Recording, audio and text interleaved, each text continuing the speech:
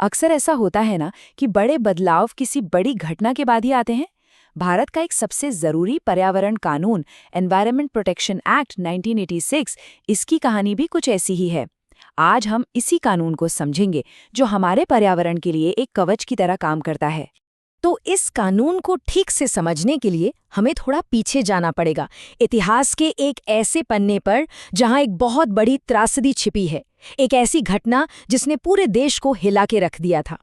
जी हाँ, बात हो रही है भोपाल की। दिसंबर 1984। ये सिर्फ एक इंडस्ट्रियल एक्सीडेंट नहीं था, बिल्कुल नहीं। ये एक नेशनल ट्रॉमा था, एक ऐसा जख्म जिसने देश की आत्मा को झंझोड़ दिया और हमारे सिस्टम की कमियों को सबके सामने लाकर खड़ा कर दिया। हुआ ये था कि यूनियन कार्बाइड की फैक्ट्री से जहरीली मिथाइल आइसोसाइनेट यानी MIC गैस लीक हुई और कुछ ही घंटों में हजारों लोग मारे गए। सोचिए, शहर की हवा ही मौत बन गई थी। और जो लोग उस रात बच गए, उनकी जिंदगी भी पहले जैसी नहीं रही। लाखों लोग, उनकी जिंदगी हमेशा के लिए बदल गई। उन्हें ऐसी ऐसी बीमारियां हुईं, ऐसी विकलांगता जिसके साथ उन्हें जीना पड़ा। ये एक ऐसा दर्द है जो आज तक महसूस किया जाता है। इसीलिए इस हादसे को पर्यावरण इतिहास का सबसे काला अध्याय कहा जाता है। और ये कहना गलत भी नहीं है। ये पूरे देश के लिए एक वेकअप कॉल था, एक साफ चेतावनी कि विकास की कीमत पर्यावरण नहीं हो सकता। तो इसके बाद एक अम्ब्रेला कानून सामने आया। ये बिल्कुल साफ हो चुका था कि जो कानून पहले से थे वो काफी नहीं थे, बिल्कुल नहीं।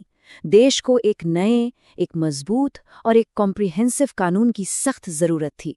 और ये देखिए, टाइमलाइन बिल्कुल सीधी है। 1984 में भोपाल गैस त्रासदी होती है, जो साफ साफ दिखा देती है कि हमारे पर्यावरण कानूनों में कितनी बड़ी कमियां हैं।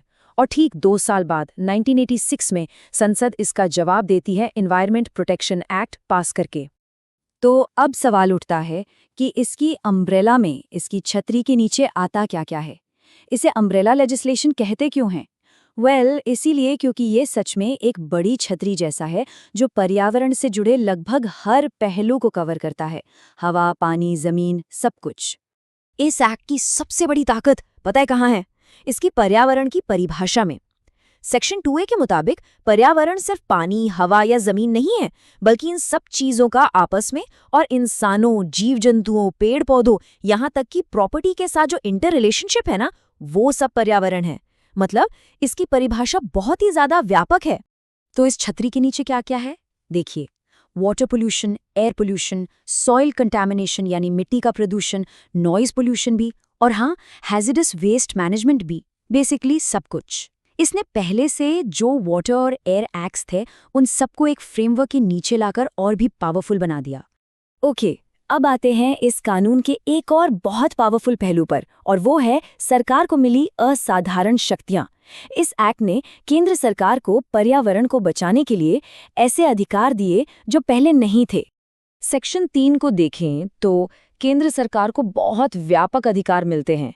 जैसे वो किसी भी इंसान, ऑफिसर या अथॉरिटी को निर्देश दे सकती है, पर्यावरण की क्वालिटी के लिए स्टैंडर्ड सेट कर सकती है, किसी खास एरिया में इंडस्ट्रीज पर रोक लगा सकती है और ज़रूरी रिसर्च और ऑडिट भी करवा सकती है। मतलब एक्शन लेने की पूरी पूरी आज़ादी। लेकिन सिर्फ शक्तियों से काम नहीं चलता, है ना? किसी भी कानून को प्रभावी बनाने के लिए उसमें सजा का भी सख्त प्रावधान होना चाहिए, यानी उसके दांत भी तेज होने चाहिए। और इस मामले में ये एक्ट अपनी असली ताकत दिखाता है। और यहाँ सजा में जमीन आसमान का फर्क दिखता है।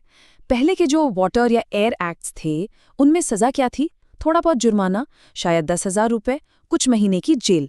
लेकिन इस नए एक्ट के तहत सीधे 5 साल तक की कैद या 1 लाख रुपए तक का जुर्माना, या फिर दोनों। और इतना ही नहीं, अगर उल्लंघन जारी रहा तो हर दिन के लिए 5,000 रुपए एक्स्ट्रा।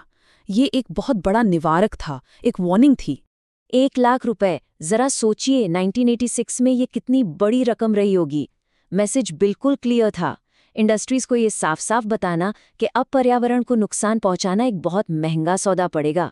तो हमने देखा कि कैसे एनवायरनमेंट प्रोटेक्शन एक्ट 1986 एक त्रासदी की कोख से जन्मा और इसने देश को एक बहुत ही पावरफुल कानूनी हथियार दिया।